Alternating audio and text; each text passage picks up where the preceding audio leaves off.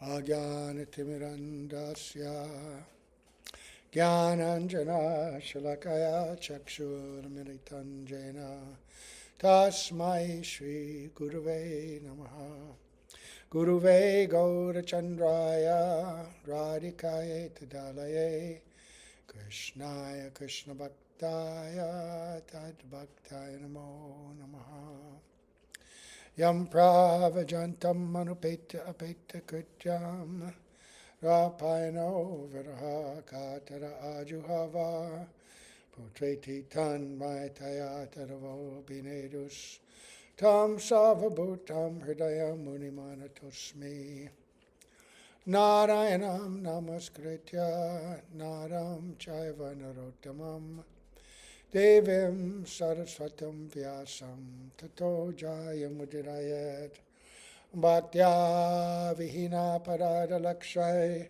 Kiptastakamadi Tarangamadye Kripa Maitram Sharanam Prapanna Brinde Namaste Charanada Vindam Tave Vasmi Na Jivami Tvaya Vina Iti Vigyaya Radhe Tvam Nayanam Charanandike Vancha Kalpatarubhascha Kripa Sindhubhya Vacha Patitanam Pavanebhyo Vaishnavebhyo Namo Namaha.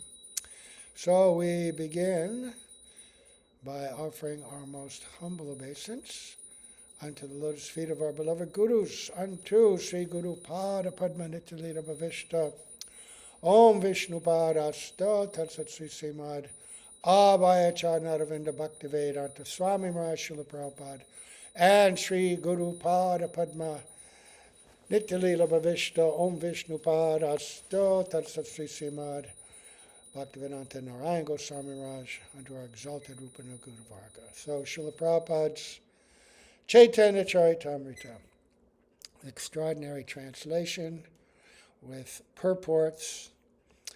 Now today we have a lot of purports in front of us. Srila Prabhupada has not left a single stone unturned in this description. This is very important, as we will see.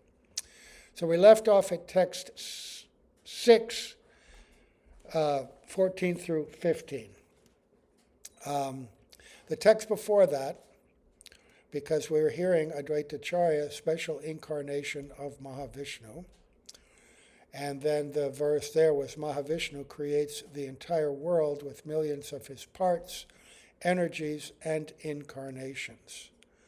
And we know Advaitacharya has that, we heard before, that he is that incarnation responsible for this material creation. He has that active part, right? It said that, I'm just going to read these verses really quickly, because this is very complicated philosophy here. So, in verse 4, Lord Advaitacharya is the incarnation of Mahavishnu, whose main function is to create the cosmic world through the actions of Maya. Because he is non-different from Hari, the Supreme Lord, he is called Advaita. And because he propagates the cult of devotion, he is called Acharya. He is the Lord and the incarnation of the Lord's devotee. Therefore, I take shelter of him. Sri Advaitacharya is indeed directly the Supreme Personality of Godhead himself. His glory is beyond the conception of ordinary living beings. So his incarnation of Mahavishnu, he is Vishnu Tattva, non-different. Then Mahavishnu performs all the functions for the creation of the universes. Sri Advaita Acharya is his direct incarnation. That Purusha creates and maintains with his external energy. He creates innumerable universes in his pastimes. By his will, he manifests himself in unlimited forms in which he enters each and every universe. Sri Advaita Acharya is a plenary part of that Purusha, and so is not different from him. Indeed, Sri Advaita Acharya is not separate, but is another form of that Purusha. Or Radhavino, not Radhavino Bihari, Radharaman. They have just appeared after their morning services. There we are. Oops. Ah. There we go. Ah.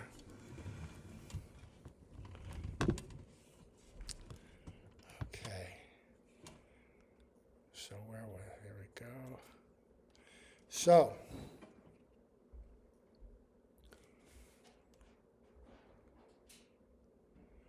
So by his will, he manifests himself in unlimited forms in which he enters each and every universe, Mahavishnu. Sri Advaita Acharya is a plenary part of that Purusha. That means, complete part. Right? It doesn't mean a partial part. It means, fully empowered, complete. Like a plenary potent, like a, what is that word? Potentiary? The empowered representative of the king or the government, right? Sri Advaita Acharya is a plenary part of that Purusha, and so is not different from him. Indeed, Sri Advaita Acharya is not separate, but is another form of that Purusha. Advaita Acharya helps in the pastimes of the Purusha, with whose material energy and by whose will he creates innumerable universes. Right. So Advaita Acharya helps in the pastimes of the Purusha, with whose material energy and by whose will he creates innumerable universes. Being a reservoir of all auspicious attributes, Sri Advaita Acharya is all auspicious for the world. His characteristics, activities, and name are always auspicious. Mahavishnu creates the entire material world with millions of his parts, energies, and incarnations. Okay, so that's everything that we had read prior to this. Now, this verse, Maya yachedui angsha nimita upadan, Maya nimita hetu upadan pradhan, Purusha Ishvara aiche dvimurti hoya, Vishva srishti kare nimita upadana lanya. Just as the external energy consists of two parts, the efficient cause, nimitta, and the material cause, upadan, Maya being the efficient cause and pradhan the material cause, so Lord Vishnu, the Supreme Personality of Godhead, assumes two forms to create the material world with the efficient and material causes. So there are, here this verse describing two efficient causes, nimitta, and two material causes, upadan. The first primary efficient cause and material cause coming from Lord Vishnu, and then through his external energy, Maya, the secondary efficient and material cause. Now this is a long purport. In the book it's 9 pages. So Srila Prabhupada begins. There are two kinds of research to find the original cause of creation. One conclusion is that the Supreme Personality of Godhead, the all-blissful, eternal, all-knowing form, is indirectly the cause of this cosmic manifestation, and directly the cause of the spiritual world, where there are innumerable spiritual planets known as Vaikunthas, as well as his personal abode known as Goloka Vrindavan. In other words, there are two manifestations, the material cosmos and the spiritual world. As in the material world, there are innumerable planets and universes, so in the spiritual world, there are also innumerable spiritual planets and universes, including the Vaikunthas and Goloka. The Supreme Lord is the cause of both the material and spiritual worlds. The other conclusion, of course, is that this cosmic manifestation is caused by an inexplicable, unmanifested void. This argument is meaningless. So he dispenses with that pretty quickly. And it is meaningless. We're not going to get into that. This purport needs to develop. But in this first paragraph, he says that the Lord is directly the cause of the spiritual realm and indirectly the cause of this cosmic manifestation. Right? So that is what is going to be explained. That we have to pay attention to. He is the cause of the material world, but indirectly through his special energies and expansions. So, the next paragraph is, the first conclusion is accepted by the Vedanta philosophers, and the second is supported by the atheistic philosophical system of the Sankhya Smriti, which directly opposes the Vedantic philosophical conclusion. Material scientists cannot see any cognizant spiritual substance that might be the cause of the creation. Such atheistic Sankhya philosophers think that the symptoms of knowledge and living force visible in the innumerable living creatures are caused by the three qualities of the cosmic manifestation. Therefore, the Sankhites are against the conclusion of Vedanta regarding the original cause of creation. So, Sankhites and material scientists are compared because they analyze cause and effect within the world that they can perceive through their material senses and analyze through material intelligence and mind. But everything is based on the ascending process. They're building knowledge based on what they can perceive. So they can't see the spiritual cause, so they say it can all be traced back. They try to trace back to the original cause within this material world, but they can't actually touch that either. And the material scientists, they theorize a Big Bang. But from where that Big Bang has come from, what instigated it, what was the source, how is it that which was unmanifest, immaterial, without any qualities, without any characteristics, without any intelligence, without anything, a void, just what they call a potentiality, suddenly manifest. Right? They just can't explain it. And they know they can't. They admit it. But that's all they've got. So factually, they say that religion is just based on faith and miracles. Right? Well, their conception is also based on faith because they have no evidence and it doesn't follow their known material laws, nothing that they explain from the creation to the whole concept of evolution. There's no direct experience or evidence of that they have. It's just a very incomplete paradigm that they have created to explain it because they can't accept the idea of God because they can't see God, right? And they have no tendency towards God. So they have faith, and that makes them understand and believe their conceptions. It gives it a reality.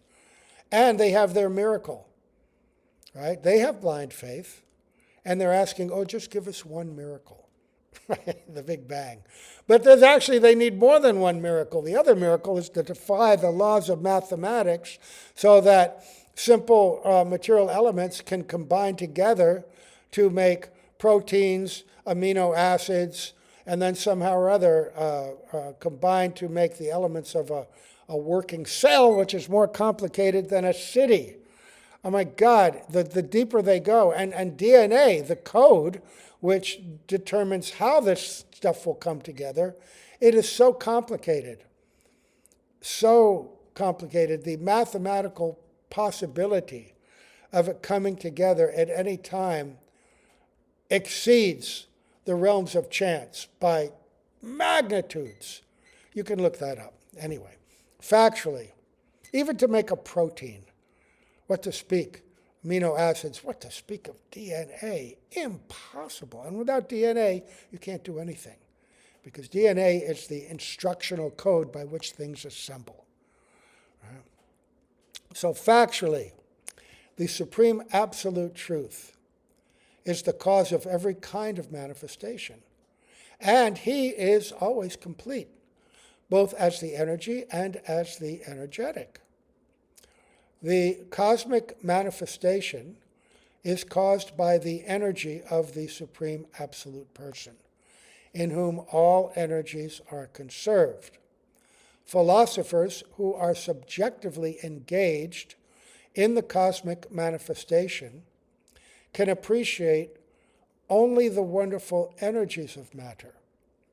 Such philosophers accept the conception of God only as a product of the material energy. According to their conclusions, the source of the energy is also a product of the energy. Such philosophers wrongly observe that the living creatures within the cosmic manifestation are caused by the material energy. And they think that the Supreme Absolute Conscious Being must similarly be a product of the material energy. This is Mr. Frog in the well, right? All he knows is his very small world.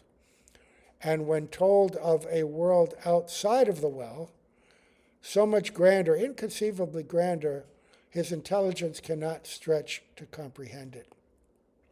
And material philosophers, they know what they can see. What they see are the functions of the energetic, right?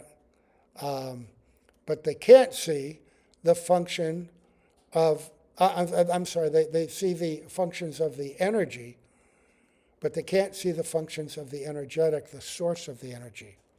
There's Shakti and Shaktiman. Shaktiman has Shakti. By the desire or the will of Shaktiman, Shakti fulfills that desire. Okay? In the spiritual world, Shakti and Shaktiman are one supreme entity. They divide themselves, manifest themselves in two ways for the purpose of extraordinary pastimes, but they're actually one. And the entire principle of Shakti and Shaktiman is based on the concept and experience of love. Love is the absolute reality. And so in order to reciprocate and experience love, Shakti and Shaktiman manifest as two apparently separate beings. But in their exchange of love, it's not like the exploitive kind of love in this world. Or as sometimes people object, because we define the energy as feminine and the energetic as male, they try to impose the patriarchal exploitive experience that often is in this material world and attribute that to the divine realm of love. But in the divine realm of love, when you read about the pastimes of Radha and Krishna, the nature of that love on both sides is absolutely selfless and pure, and in an eternal competition to please the other. Krishna is always trying to make Radhika happy, and Radhika is always trying to make Krishna happy, and that results in the most wonderful, extraordinary, loving dealings, which are revealed in the scripture. But we have to absorb this also, so that we can free our mind and our intelligence from the inclination to attribute everything to matter, which automatically then makes us controlled by the covering of matter, which is false ego and self-directed intelligence, mind, and senses. So this tattva and examination of this tattva will help us to free ourselves from that, give us faith and appreciation of the supreme divine, spiritual absolute. So, they think that consciousness and God comes from matter, right? Since materialistic philosophers and scientists are too much engaged with their imperfect senses, naturally they conclude that the living force is a product of a material combination. But the actual fact is just the opposite. Matter is a product of spirit. According to the Bhagavad Gita, the Supreme Spirit, the personality of Godhead, is the source of all energies. When one advances in research work by studying a limited substance within the limits of space and time, one is amazed by the various wonderful cosmic manifestations. And naturally, one goes on hypnotically accepting the path of research work or the inductive method. Through the deductive way of understanding, however, one accepts the Supreme Absolute Person, the personality of Godhead, as the cause of all causes, who is full with diverse energies and who is neither impersonal nor void. The impersonal manifestation of the Supreme Person is another display of his energy. Therefore, the conclusion that matter is the original cause of creation is completely different from the real truth. The material manifestation is caused by the glance of the Supreme Personality of Godhead, who is inconceivably potent. So, matter is a product of spirit. And this is explained in Bhagavad Gita. Krishna explains it in many places, many ways, that he himself is the source and everything rests on him as pearls are strung on a thread, that he has diverse energies, the material energy, and beyond that is the spiritual energy, and all the spiritual living beings that are distinct from matter. He says that in the very beginning, right? Bhumir apo nalo vayu kamano buddha evacha, right? Ahankara, itiyame bina prakritirashita, and then aparayami tastvanyam prakritim vidim me param, jiva bhuta mahabhavo, yayedam dayate jagat, right? So there are the material matter, gross and subtle, and then there's the spiritual living being apart. And then later on, in many places, describing himself, the source of that spiritual world. Right? It's interesting because originally the first scientists in this Western world were actually theists. And their study of science actually enriched their faith. How wonderful is our Lord. Look how extraordinary his creation is. Because they were starting out in the deductive way with the idea that God is the creator. And so they got many incredible inspirations and understanding that actually enriched their faith and their appreciation for the glory of God. That is, you start with a premise, and then everything else is understood in relation to that premise, right? And so if God is the creator, then everything else is understood from that point down. That is the Bhagavatam. It starts out like that. Janmadyasya tataha, right? The first verse, and from then on, describing that everything is coming from the Supreme Lord. Right? We can't break that verse down, but a wonderful way to do that. You look at Srila Prabhupada's purport in those first three verses, and then compare his purports with Srila Vishwanath Chakravarti Thakur, which is really technical, and how Srila Prabhupada enabled these very developed and complex concepts of Vishwanath Chakravarti Thakur, introduced all of them within his own purports. and planted the seeds of understanding of those. Right? So, whoops, I think I'm getting a message here. Just a minute.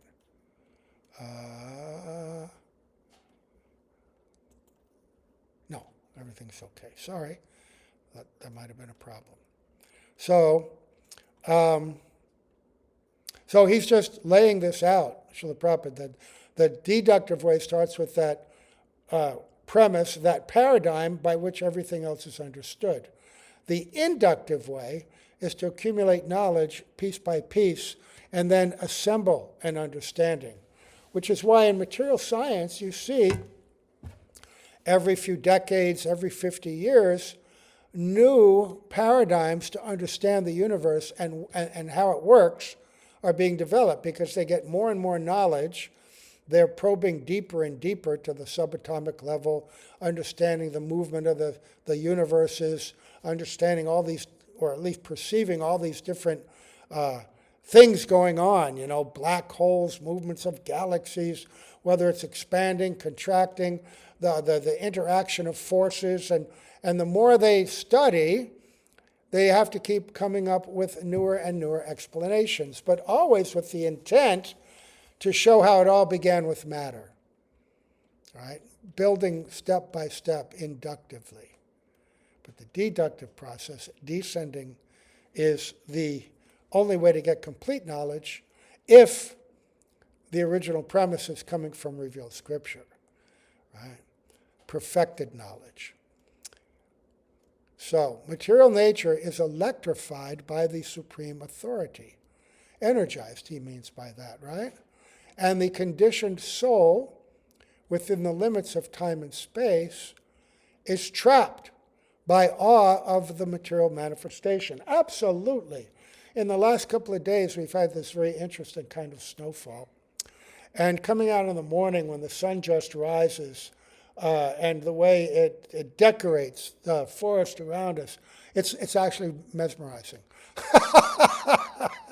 And if you weren't, a worshiper of God, you could just easily become distracted by that in and of itself.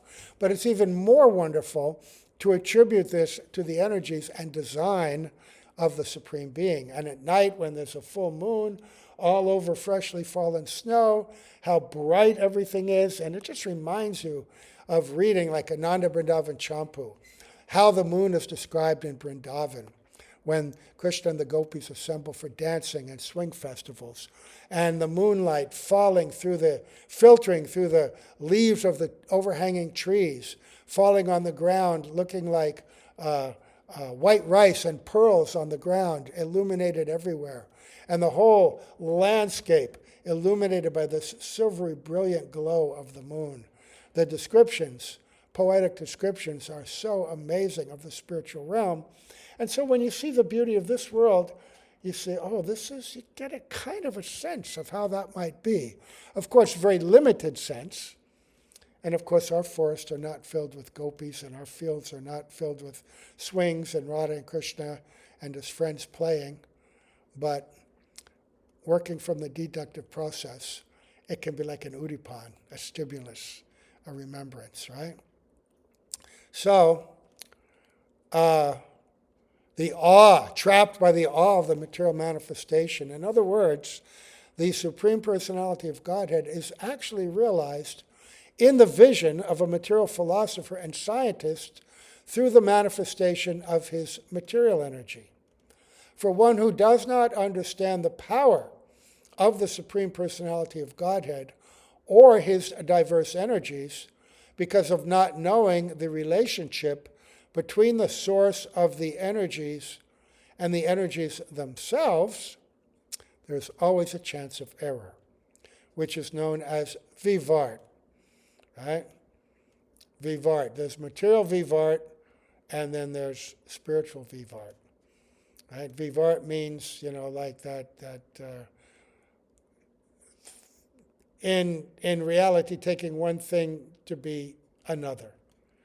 Like when Srimati Radhika is in Prem Vivart, she's sitting on Krishna's lap, right? And he's with her, and the bumblebee comes she gets disturbed. Madhu Mangal chases it away. He comes back and saying, Madhusudan is gone. I've chased him away. He will never return. That statement fills Srimati Radhika's heart with the idea that Krishna himself is gone and he will never return. How could this happen? She's sitting on his lap. But she thinks like that. Somehow or other, prem, this extraordinary quality of love, puts her into this illusion. And it creates a feeling of such intense separation. Also, in other words, prem vaichitya, that she feels separation even when he's right there. And then Krishna, he looks at this and he's astonished. And then he begins to consider, this is the remarkable state of my gopis. Now I'm here, even though I'm right here. In fact, because I'm here, our love has reached such an extent that it's transformed into this prem vivart, this prem vaichitya, where now she thinks I'm not with her. But when I'm actually not with her, she sees me everywhere. She embraces a tamal tree. She sees the dark cloud. She sees the dark of the night, all of these things, and she thinks I'm here. And she's overwhelmed with joy. She has a meeting in separation, and when we're actually meeting, she's having separation. So he decides to leave to complete his other pastimes, which Sri Narad has reminded him of, and kill Kamsa, kill the evil kings.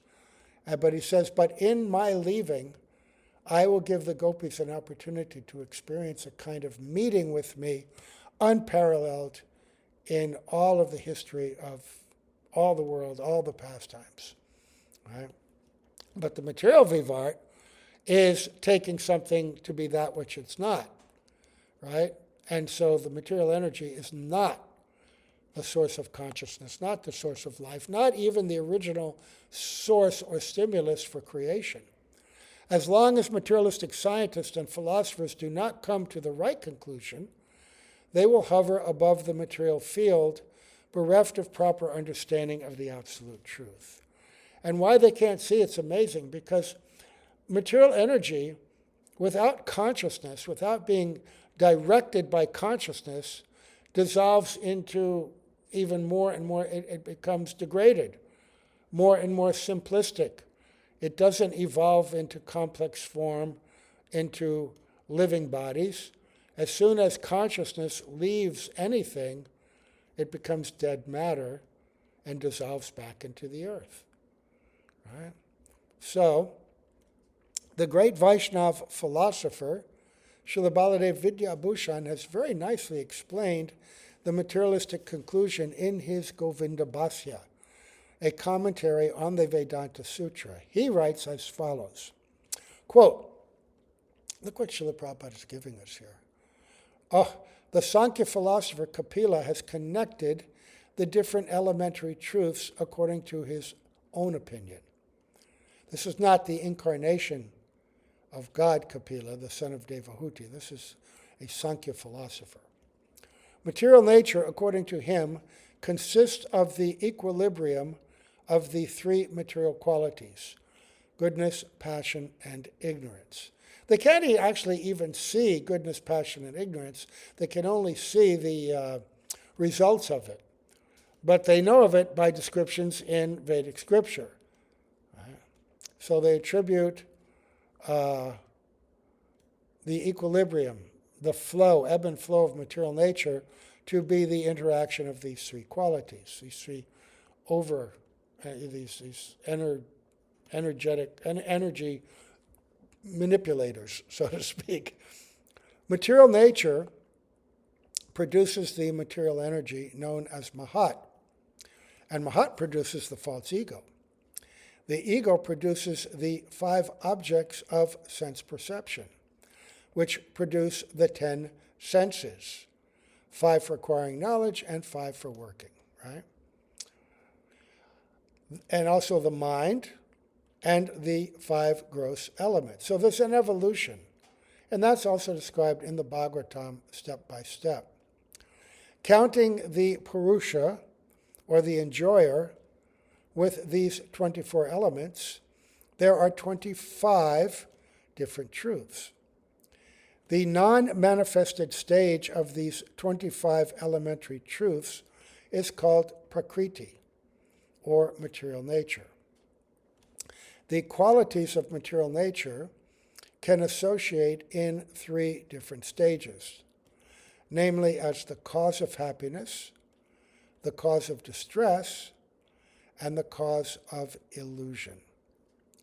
The quality of goodness is the cause of material happiness. The quality of passion is the cause of material distress. And the quality of ignorance is the cause of illusion. Why material distress? Passion, because passion creates this need, this sense, this drive to accumulate, right?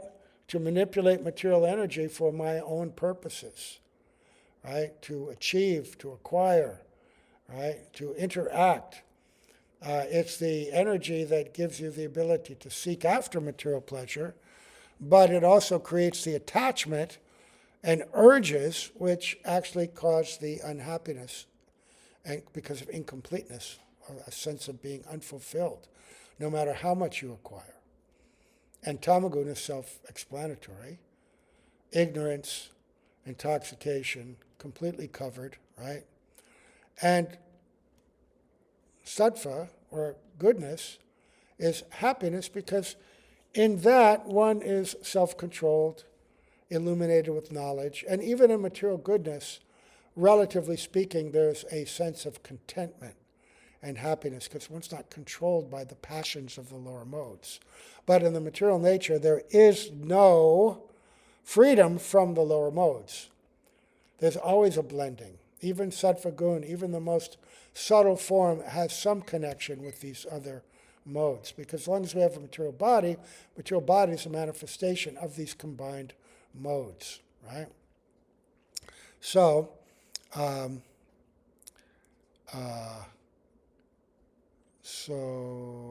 our material experience lies within the boundaries of these 3 manifestations of happiness, distress, and illusion. For example, a beautiful woman is certainly a cause of material happiness for one who possesses her as a wife. But the same beautiful woman is a cause of distress to a man whom she rejects or who is the cause of her anger. And if she leaves a man, she becomes the cause of illusion. There was a great material philosopher in the 60s who wrote a poem about that, right?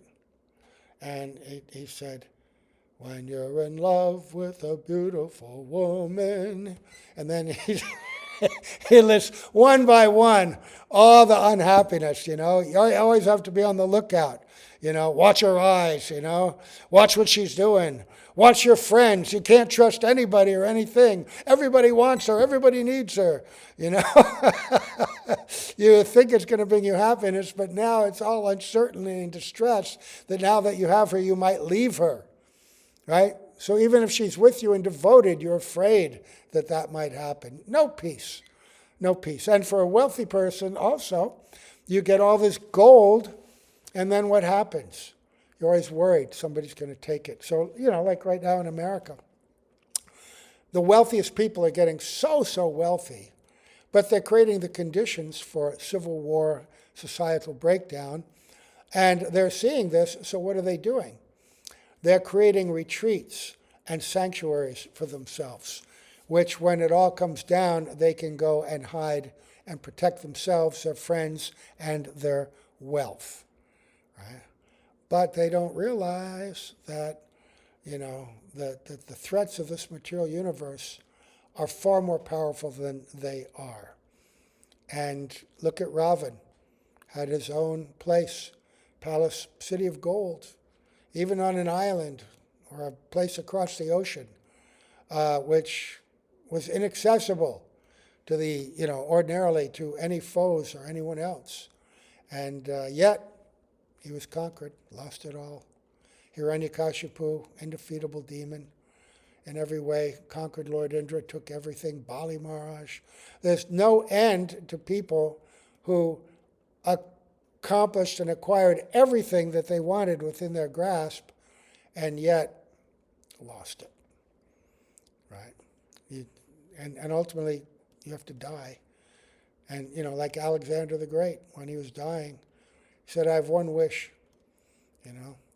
since you can't prolong my life, I want all my wealth laid down in a path on the way to my tomb. And I want to be buried naked with my hands, empty hands outstretched.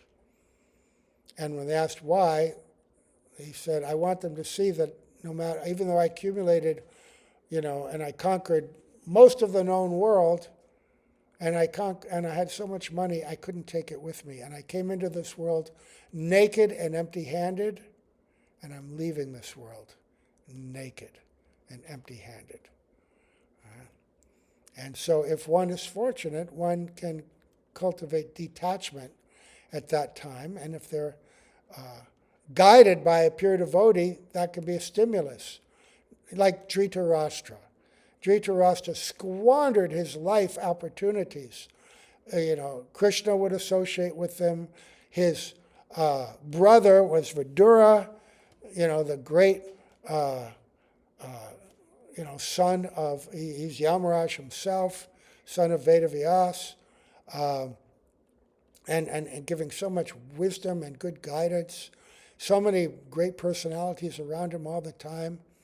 And he was the perpetrator of so many evil deeds out of greed and unfulfilled desire. But at the end, he took the instruction of Vidura and left home and achieved some level of perfection. So, we'll stop here. Baladevi Vibhushan, Prabhu is going to go on describing external senses, internal senses, more of the conceptions, misanalysis of the Sankhya philosophers. They analyze the same material energy that Vaishnava philosophers do, but they have limits in understanding it. And he's going to break that down more and more. So with great gratitude to Srila Prabhupada for giving us this, and to Srila Bhaktivedanta Narayan Goswami Maharaj, who helping us to understand and practice bhakti with the goal of understanding everything Srila Prabhupada came to give us. And to all of the assembled devotees, we offer our obeisance, and we'll see you tomorrow. Gaur Premanande, Hari Hari Bol.